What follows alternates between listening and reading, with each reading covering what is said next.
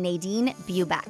Hi, Nadine. Can we just end it there? That sounds like a feel good podcast to me. I feel like you have so much more to tell me. You know, I own and publish Paradise Valley City Lifestyle, and over the past year, our cover stories have been Mike Tyson, Charles Barkley, Michael Nicole Phelps, Randy Johnson, Danica Patrick, Luke Bryan, Dierks Bentley, Corbin Carroll, Zach Gallen. I mean, the list goes on. I always wanted to do it for a few reasons. I love to tell stories. I love meeting people. And really, I love writing.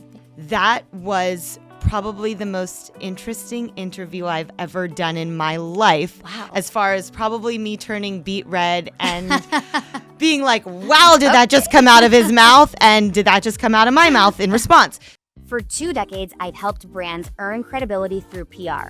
Now I'm turning the mic on the storytellers themselves. I'm Melissa DiGianfilippo, founder and CEO of Proof Publicity, and this is Off Deadline, the real stories of reporters, hosts, and media insiders beyond the byline. Welcome to Off Deadline. I'm Melissa DiGianfilippo, and I'm so excited today for my guest, Nadine Bubeck. Hi, Nadine. Hi, Thanks Melissa. for being here it's today. Weird being on this side. Nadine Bubeck is a former TV news anchor turned multimedia entrepreneur, storyteller, and proud boy mom of 3. After anchoring in both San Diego and Phoenix, motherhood inspired her pivot into entrepreneurship, blending media strategy with heartfelt storytelling. Today, she owns and publishes Paradise Valley City Lifestyle, a luxury magazine celebrating the heart of Scottsdale, Phoenix. And she hosts the nationally syndicated podcast, Now with Nadine. Known for her media savvy and deep community roots, Nadine leads with purpose, passion, and authenticity. Can we just end it there? That sounds like a feel good podcast to me. I feel like you have so much more to tell me. Thank you for that introduction. It was lovely. Of course. Well, it's truthful. It's so funny. I mean, I've been doing PR for 20 years, and I remember working with you. 25. Isn't it amazing? It's crazy. So am I. Out of the womb doing PR. Right. But I remember working with you very know. early in my career, and then you had moved, and you were still on TV in another market. So I first want to understand, how did you decide to start in broadcast journalism in the first place? Like, why? Well, you know, I think when you're in elementary school, I'm sure you did it. You had to write, like, this is what I wanted to be when I grew up. Yeah. And I still have this binder to the day. And it said, actually, 2 things. I wanted to be Katie Couric. I wanted to also work for a magazine. Yeah. And I do believe in manifestation, and the path works in funny ways. So in high school, I really decided, I want to be a TV news journalist, anchor, reporter. And, I went to go pursue that. I went to a couple colleges, ended up graduating in 4 years. But throughout college, I was very lucky to internship in San Francisco at the ABC station. At that time, there was a CNN bureau there. And then I skipped graduation so I could start my first TV job in Yuma. So, you've probably stopped in Yuma to fill up your gas on the way to San Diego. Yes. But that was my start in Yuma. Wow.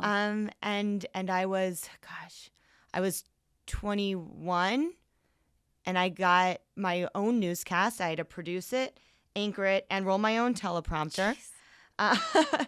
And $7 an hour. Yep. And it was a beautiful year of learning and growth. Yeah. And so, to answer your question, and we could talk more about the path, I always wanted to do it for a few reasons. I love to tell stories. I love meeting people. And really, I love writing. Yeah. So that's where it started.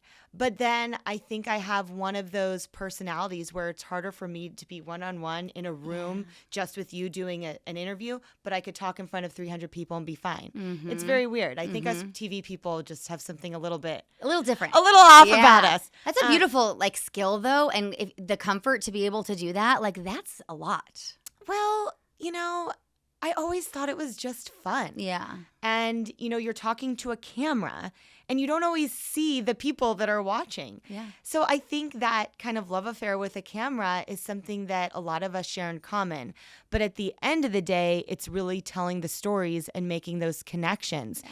And that's where I found my heart being most fulfilled in telling those stories. And, my career path obviously evolved after Yuma. Yeah, Yuma was 1 year, right? Yuma was 1 year. Okay.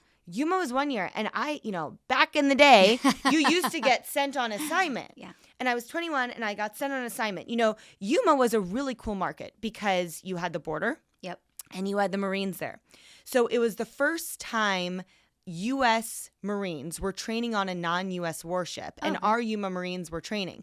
So I was sent to Cherry Point, North Carolina. We hopped on, a Royal Navy carrier, a helicopter that landed on the HMS Illustrious, and we spent a few days on this Royal Navy carrier. So wow. there are memories that I have from Yuma that are so incredibly dear to my heart, and the opportunities that it gave me, and the experiences that it gave me. And it's great to hear you speak so positively, because I think it's hard as a new reporter, and you hear this from almost everyone I've spoken with. You start in a market that you're like, okay, this is where I didn't expect to be here, but this is where I am. And it's beautiful to hear you be like, I appreciate that experience. I appreciate it. It was hot. I mean, I was coming from California, but it's funny that you say that, Melissa, because the other day I was talking to a girlfriend of mine. Her husband's in the NBA, and she's like, we live on wheels. They tell us to pack up, we leave every year. Mm-hmm. And it's kind of similar to news. Yeah. Like, what people don't realize, it's changed since, but, 20 years ago when I started, I don't like just kidding. 20 years ago when I started, you started in a small market. You were a one-man band. You did do it all.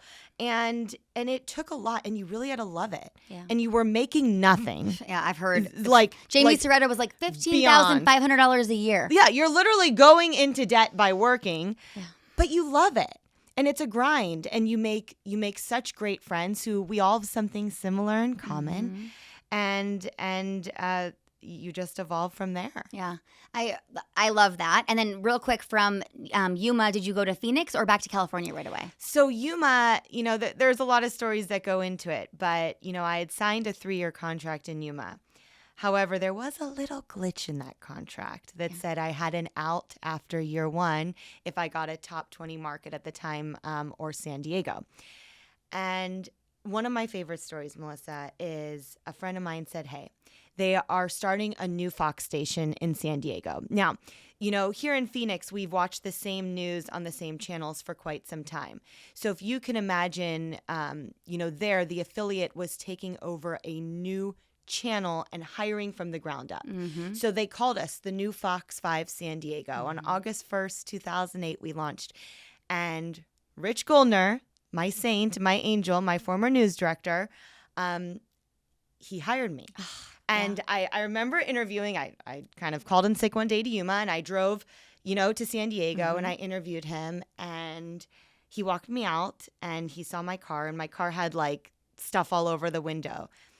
And he's like, who's filling your washer fluid? I'm like, Rich, I don't know how to fill washer fluid. He went back in the office. He got washer fluid. He filled my car. And 3 weeks later, I got the offer. What a nice human. And also to land back in your home-ish market, right? I mean, is that where you were from? Well, so I'm from the Bay Area. Okay. So I'm from Silicon Valley. But California had, yeah. I mean, who doesn't want to work in San Diego? And it was the hottest station. Our affiliate was KTLA, WPIX in New York City. At the time, we were owned by Tribune. And it was such a young station. And Melissa, I partied in high school. I didn't party much in college. But then I feel like I got my second wind working at Fox again because I was so young and the market was just popping. Oh, I love that. I mean, the parties that we had at the W, and when Fox Sports Grill opened, and the friends I made, Rich came to my wedding. The weather girl, stood there next to me as a bridesmaid. So San Diego, I look back as it was such a blessing, and it was such a special time in my life. And, at that point, he hired me as a VJ. Yeah. Which some people don't know. That's shooting and editing and reporting.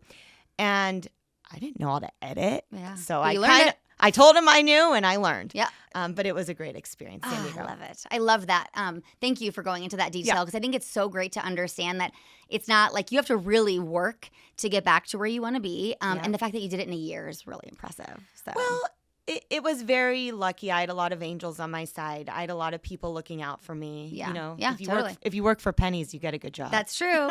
Okay, I want to now ask a few questions just to understand some of the crazy stuff you probably went through in your career. Yeah. Which subject or interview has stayed with you the most powerfully throughout your career? Whether it's broadcast or now, obviously, you're the publisher and owner of a magazine here in the Valley that's really well known, and you're crushing it. Oh, thank you. So what is that story? Well, so after San Diego, I went to Phoenix. Mm-hmm. So I was the morning show traffic anchor for Channel 5 in Phoenix, CBS. So you have to put together a lot of different parts of my puzzle. You know, I had Yuma where I was young and I got sent on assignment, which is something I'll never forget. I had San Diego where, you know, I was covering surf competitions in San Clemente every time the Chargers at the time almost made it to the playoffs. I was covering that.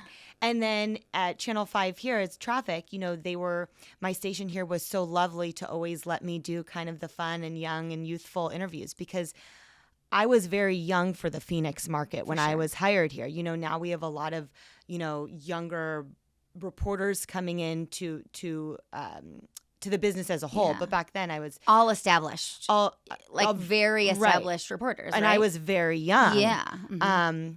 I was very young at the time coming into Phoenix. So they gave me a lot of the younger interviews.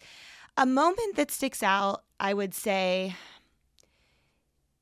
you know, I do remember actually when I was in Yuma and there was the San Diego fires and it, you know, neighboring, you know, we were neighbors. Yeah, Yuma and you San covered Diego. it. I mean, that was a big deal. So I tried to find a story that hit home, and it turns out they have even ties to Arizona. But there was this family, and there was this girl who had lost her mom a few weeks before, and then loses her complete house in the fire. Yeah. And I'll never forget the perspective of that interview and really, I don't like the hard stories. I don't like the sad stories. That's why I'm doing what I do you have now. a lifestyle magazine now, but right? back then, it was definitely it hit me hard when I was young to know that this business can be very serious. Yeah. So I would say news-wise, that was one of them. TV, I interviewed so many people back in the day, but fast forward till now, you know, I own and publish Paradise Valley City Lifestyle. And over the past year, our cover stories have been Mike Tyson, Charles Barkley, Michael Nicole Phelps, Randy Johnson, Danica Patrick, Luke Bryan, Dirks Bentley, Corbin Carroll, Zach Gallen. I mean, the list goes on. And Melissa, I love to storytell.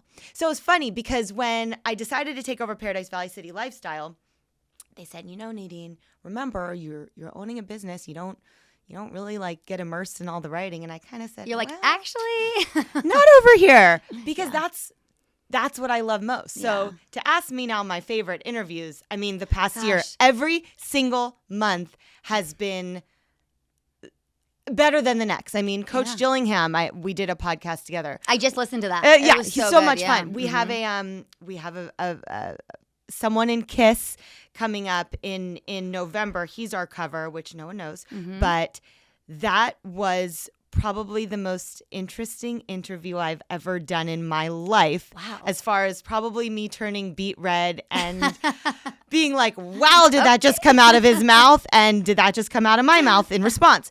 So I mean, I've just been so blessed to interview amazing people who at the end of the day, they're just people doing what they love. And I've been so impressed watching. I mean, you do, first of all, great on social media, and you really tease and share the behind the scenes and the covers. And to watch you take the magazine, which was always great. Thank you. But to like this new place, it's just really impressive. And I think it's like brought fresh just excitement into it for the community. And it's like, I bet everyone else is trying to quickly follow in your shoes, what you're doing. Well, it's not that at all. But I do appreciate, I mean, that means so much to me. This is the community where I'm raising my kids. Yeah. My husband's from here. I mean, our kids are going to the same elementary, middle school, high school, probably college that he went to at some point.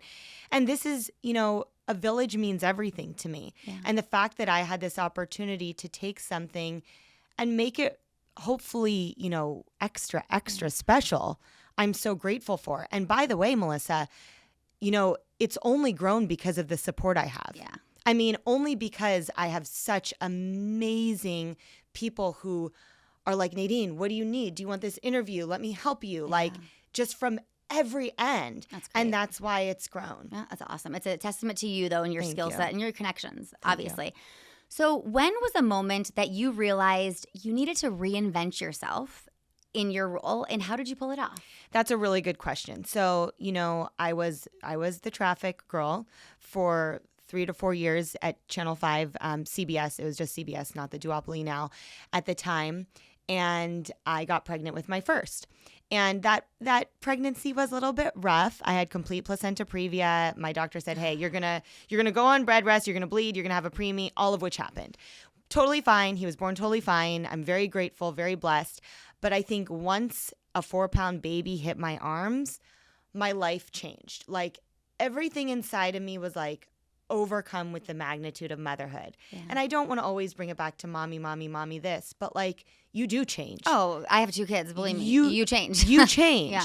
And I, after maternity leave, I did go back to work, and they knew, and I do. Heart wasn't there. Yeah. I couldn't, I don't even want to say it out loud, but there was a terrible plane crash one year on Thanksgiving, and that's what I was covering instead of being home. Yeah. First Thanksgiving, and these poor people, like, and I wanted to do that as much justice as I could, but you become torn in this business a lot when you decide to have a family. So we decided it was time for reinvention, which is a good way to put it. And over the past 10 years, I had 2 more boys, so I have 3 total. And I've stayed really flexible for them. But like you, Melissa, like we're wired a little differently. Like some people get their high off Pilates. I wish I did. Yeah. But I get my high off creativity and work and momentum and connection. So I stayed very immersed in media over the past 10 years. I mean, writing, local, digital, national, launched a few companies. I stayed very immersed in going on TV and doing lifestyle segments. But eventually got to the point that I was like here, there, and everywhere. Yeah. So the magazine happened, gift from God. Like the perfect timing where the former owner was ready to move on to her next chapter. I was familiar with the platform. And it was a sink or swim moment. It really was, because right? the magazine, it needed new love, as anything would during a transition, and I swam. And honestly, it has kind of saved that part of my life, because remember, I'm mom, I have kids, I'm a wife, I have that part of my life, but then I'm also me, a sense of self. I like to work, I like to hustle. So I call it my 4th baby that came at the perfect time. So I think reinvention, we're constantly reinventing ourselves. And if we're not, then life gets boring. For sure. And I love that you explained that, like, the energy that you get from that creativity and that, like, pull to work, because it's so real. I think if you have like an entrepreneurial mindset, or you just like I love my kids more than anything, and I would do anything for them. I would never give up my work. It'd be very hard for me. I didn't have a premature child, so like I imagine any health scare puts you in a whole different situation. But it's like to find something else when you can go back and you can have that passion and still be home for your kids and still go do pickup is probably the perfect scenario to fulfill you. Right? And I tell them, I'm like, look, you have 2 choices. I work a 9 to 5 in the office. You never see me. I can never come volunteer or do what I need to do. Or I work all the time. My phone is always on me, but hey, you get to come do some interviews, or you get to feel like the magazine's part of yours too. And I know that I'm Teresa Strasser, have you interviewed her? Oh, not yet, but she's on my list. So she wrote a book called Exploiting My Babies, or Exploiting My Children. I always look back at that book. I'm like, well, it's not exploit. It's really just, making them feel involved in what you do. And I grew up with 2 working parents, and I never knew anything different. And I want my kids to see, hey, dad takes care of things, but mom can hustle too. Great, especially for boys to see that. Especially for boys. And I do that for my girls, and I think that's everyone's to each their own. Like, to each their own. The stay-at-home mom is the hardest job You're not, imagine. I don't even call it a stay-at-home mom, because you're still You're still ridiculous. doing all the You're things. doing all the things, but it's just to be able to be fulfilled and for you just to decide I'm doing this thing. And you were right. I think it was a sink or swim moment. Maybe not everyone realizes that, but to take a magazine that maybe didn't have the support behind it anymore or the funding, and to put energy into it and have the community be so excited. Embracive. I mean, the launch parties you have every month. I mean, I'm going to the next one.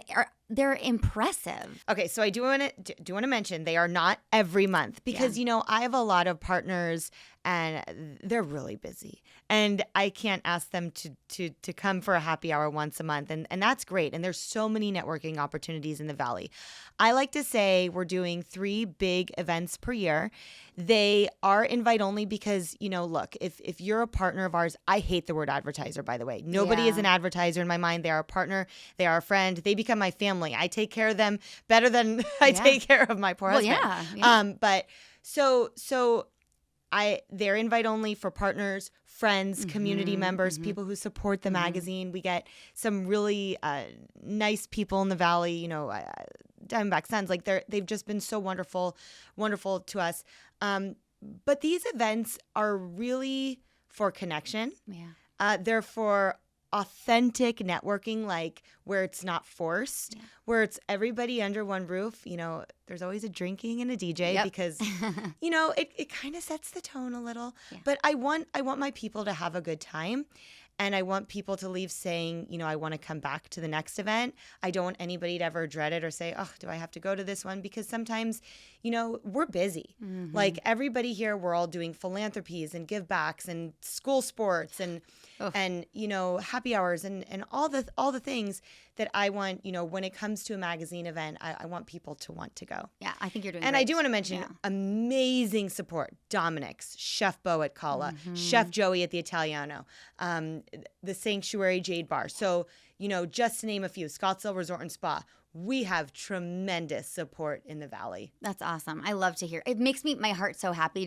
I've lived here almost my whole life, and I love it when you get that kind of support behind you. Like those are big names to just have. But like, whatever you need, Nadine. You know, and it's not even whatever you need. It's like I trust you. I've got you. Like I just did an event with Chef Bo. He did a bar brawl and he's my client and my favorite. Yes. He texted me the next day. He's like, Nadine, I've got you. Like Joey, like I'm like, Joey, I need to shoot something Italiano. He's like, here's the keys. So like it's the community that we live in, and that's what makes all of this so special and all of it so worth it. Totally, yes. Is there a story or a moment from your career that maybe still weighs on you or keeps you up at night?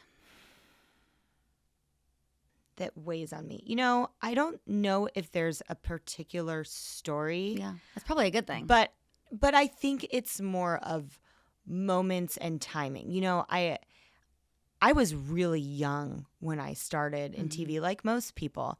So there were times where, you know, I was growing up in front of the camera. Yeah. And sometimes coming to work without a voice. A little bit late sometimes, you know, waking up, you know, being at a morning show starting at 4 or 5 a.m., like sometimes you're a little late. But I think it was more of growing pains during my career, where some people get to grow up throughout high school and college. I was like, my college consisted of my internships, my jobs. Like that was my life. Serious business. My serious business. So I do think it's more moments of just natural growing up. Yeah. It doesn't keep me up at night, Melissa, because I do believe even a bumpy path is beautiful. You know, I believe that things unfold exactly as they should. We've all had our moments. And if people are going to judge us on those, then I don't want to be friends with them anyway. Yeah. But the friends that don't judge you and the friends that do stick by you and the friends that do support you, which is truly the majority, you know, that's what makes it all worth it at the end. But I would say just growing pains, natural growing pains. And I think I hate to generalize, but I think as a female, it can be a lot harder when you're younger to grow up in a public setting of like that, where people are watching you and maybe criticizing you or commenting on things that they shouldn't be commenting on. Oh, I got emails every day at Channel 5. Some of them were really nice. Like, I really liked your outfit. Some of them were a little harsh. Yeah. And, you know, I think I probably still have all those letters because, you know, Melissa, I'm sure you've interviewed so many, you know everybody in media. And I will say something that everybody will agree on. If you don't have thick skin, there is no survival in this. And I think, you know, you just have to have that thick skin no matter what.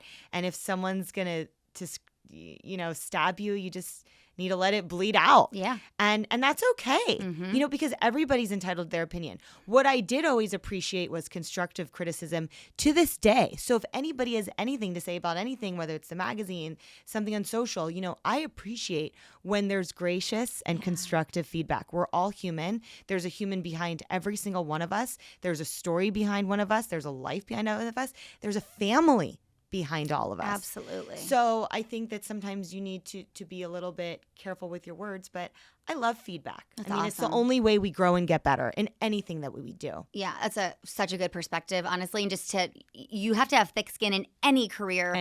I think where you're putting yourself out there, whether it's on TV or on Instagram, It doesn't really matter. But it is inspiring to just like understand that it's possible just to take the good from it and then just move on, you know? Is there an uplifting experience or something that just really like sits with you in a positive way that you're so grateful you got to do throughout your career in media so far? I mean, I think that I'm going to go with what's fresh in my mind. Yeah. What's fresh in my mind is this magazine. Yeah. I mean, in the 15, 16 months that I've owned it, I do want to say our covers are dynamic. Yeah. I would say my covers are just so special, and everybody has given me the opportunity to talk with either over Zoom or my podcast or over the phone. And you know, everybody has such a great story to tell. Yeah. And sometimes I wish I had 20 pages for everybody's stories, which is why I actually started my podcast, because it was my Mike Tyson interview that I sat in my living room and I popped him on Zoom and we talked for 30, 40 minutes. I mean, the guy just was amazing, incredible. Wow, gosh. And then I'm like, well, where's this video going to go? Where's this interview going to go? What's beyond the pages of this magazine?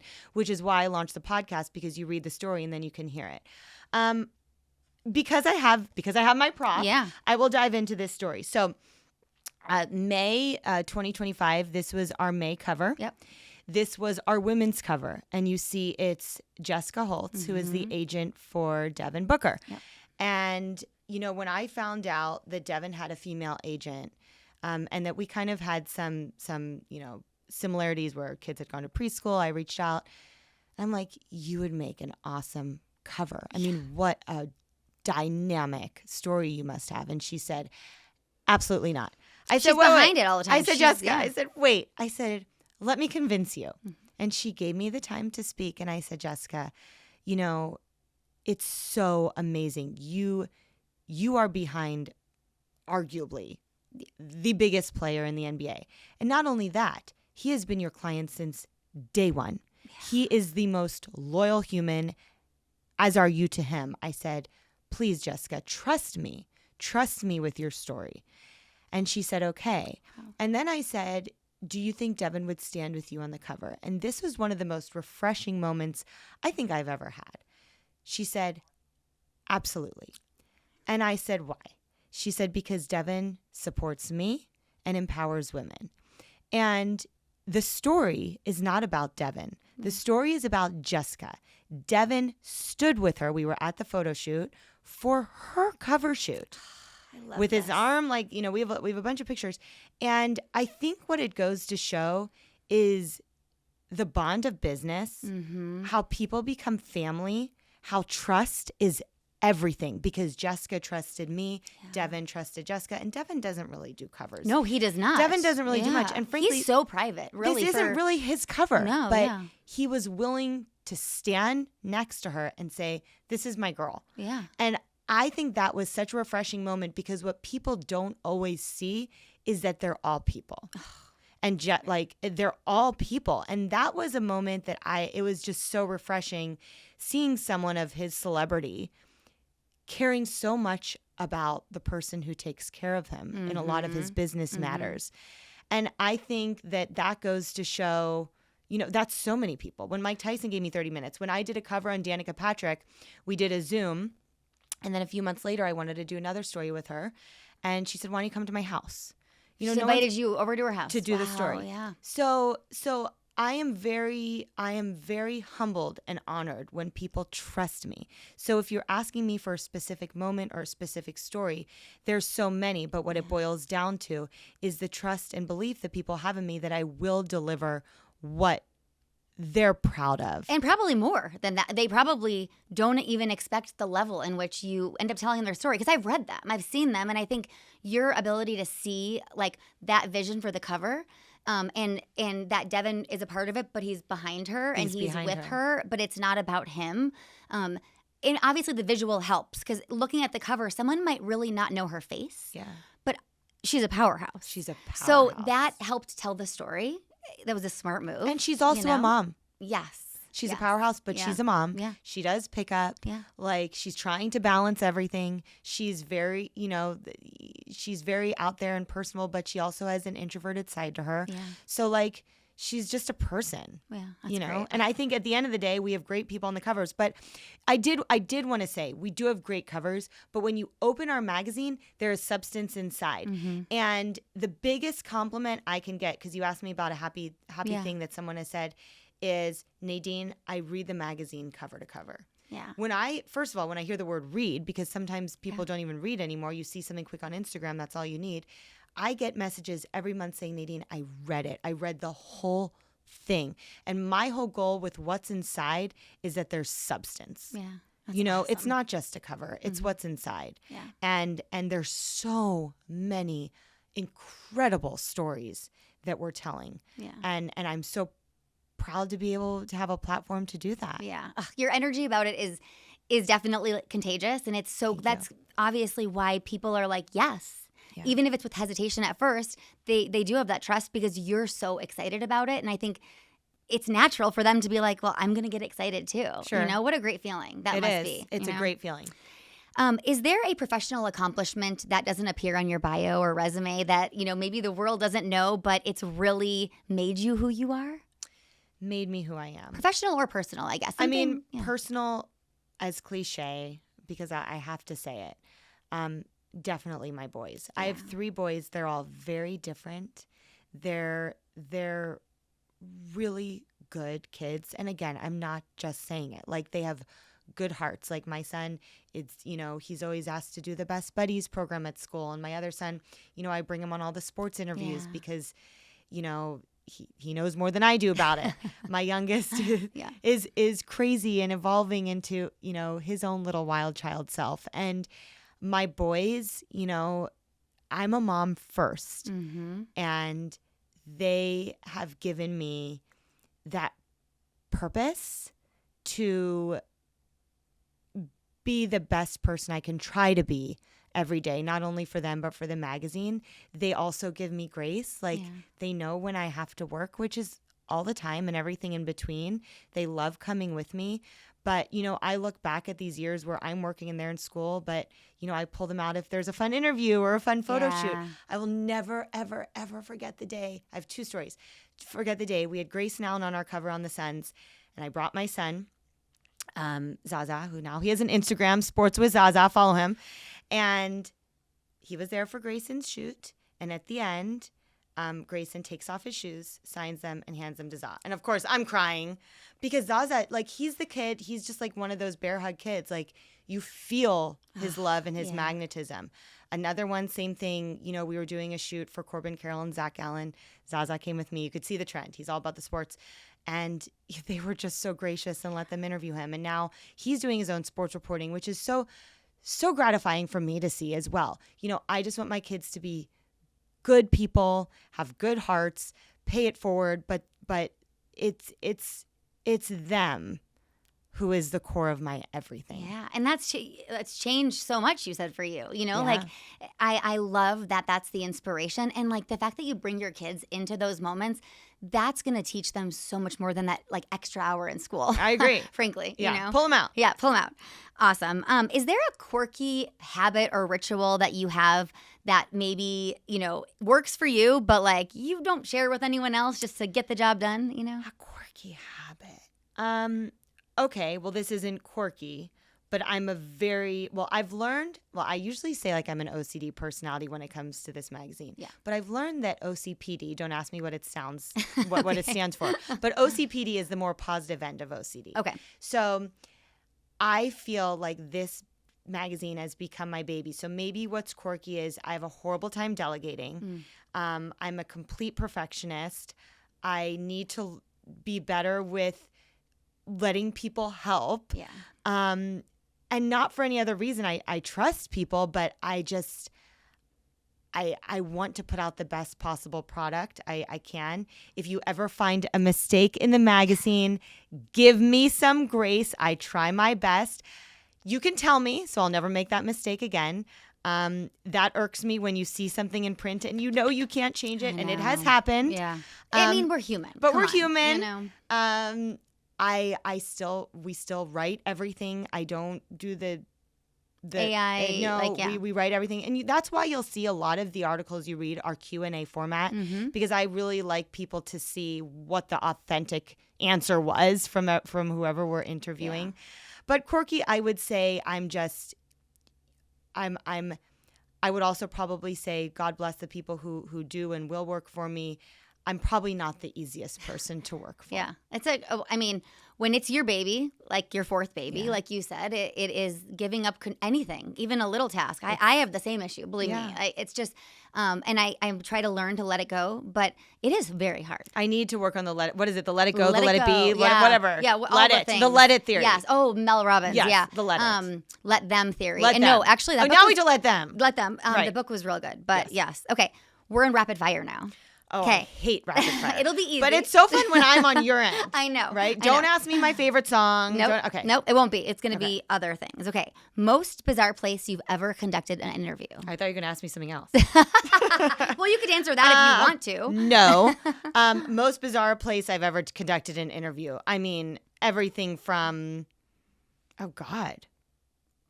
There's got to be something weird. Like underwater or in a hot air balloon or, I don't know, in a bed. That was we're not going there. Not a bed. I'm trying to think, an interview. I mean, I've done all the cliche from sidelines to backstage to green rooms to cars.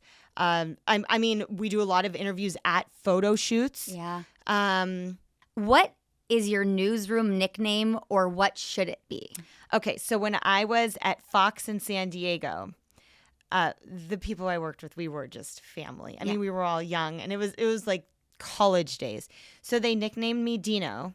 I don't know why, like Dino. And if you have ever hiked Torrey Pines in La Jolla, there's like this auto body shop right near Torrey Pines, like across the street from the beach. And I always had a dream to buy that auto body shop, which kind of looks like it's fallen apart, and to call it Dino's and have it be a dive bar. But I'm trying to think what other nicknames I have now. That's great, though. Yeah. I kind of want you to do that. I know. Yeah, right. But that is expensive real estate. Oh, yes. Magazine and TV does not pay those bills. But my mom named me Nadine because she wanted my nickname to be Deanie from Splendor in the Grass, Natalie Wood, who was an actress. Oh, wow. But no one ever called me Deanie. Yeah. But my mom still calls me Nadine. Oh, that's cute. So those are the two I'll throw in. I love it. Wildest rumor you've ever heard about yourself?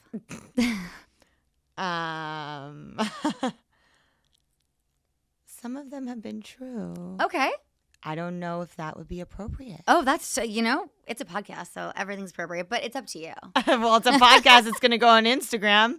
No, I'm going to skip. Okay, totally fair. Most outrageous celebrity behavior you've witnessed that never made it into your reporting? Okay, well, it will make it into my reporting because I will circle back. My November interview with the Kiss guy, I'm not going to say who it is yet, that was freaking wild. I mean, we started off the interview talking about thong underwear. I mean, we went everywhere. You did an introduction for me? Yeah. I never even did an introduction. I just said to my producers, okay, start rolling. I guess we've started. Because it just right away. It was, I'm excited. I'm nervous to listen to it. Yeah. Oh, I can't wait. It was one of those that I was like, wow, that just came out of his mouth. And you know me, like we're news. We're going to snap right back. And we did. Absolutely. So that's fun. I can't wait to see what you keep in the story. I'm keeping it all. Yes. I don't edit anything out of our podcast. Okay, great. Unless if it's like a stumble. I don't like a stumble. Perfect. One interview subject you're secretly hoping to land? Good question. Well. Maybe if you say it out loud. Is somebody listening? Well, if you were to ask my kids, they are dying for Michael Jordan, and I'm going to tell you why. Because there is an Arizona tie-in. Do you know? Oh, yeah. No, he lived here. I grew up. He had a house with like a Troon area. And do you know he was in like. And played baseball, minor league baseball, okay. Scottsdale Scorpions. Right. I watched him play. Right. So Nate, my husband, said that back then there was like not even a pager, but Yeah, no, there wasn't. Michael Jordan did something with their team, their little league team. With your husband's little league team. That's awesome. But there was I just nothing to remember capture it. when he played for the Scottsdale Scorpions. I went. I'm from Chicago, so initially, like I've been here almost my whole life. But we watched him, and it was crazy. After all he did in the NBA, to watch him play in the minor leagues, Right. like what a guy. That would be a dream. Yeah. You ask my son, who loves the sports, anybody on the Lions, the Detroit Lions. So if anybody's listening and knows Jared Goff, Put it out there. But obviously, I mean, the Suns, I've got Devin. So. Yeah, he's pretty much there. But Jessica's, I'd rather have her interview than his. So Perfect. Devin, you heard it. I mean, I had Mike Tyson. Yeah, I mean, you have some big people. I try to make it meaningful and have those loose ties to Arizona or something that would really resonate with our demo. But if Michael Jordan's listening, I'll take it. Love it. I so appreciate you being Oh, here. that's it? Yeah, before we wrap, is there anything else you want viewers, listeners to know about you? I want them to know that I appreciate everyone's support. I know that it's cliche and people say it all the time, but everybody's journey evolves, and I'm so proud and humbled and honored that this is mine and that people let our magazine into their homes, that people follow on social, that people engage, that people are accepting, that people are gracious. This community, the word home means a lot to me. I've never said home is a place, it's a feeling.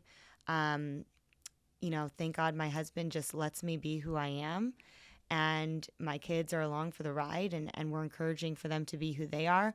But I think at the end of the day, I'm so incredibly grateful to be a part of this community and have my kids be raised here. Yeah. Because there's nowhere else I could really think of being that's better. I mean, I've lived a lot of places.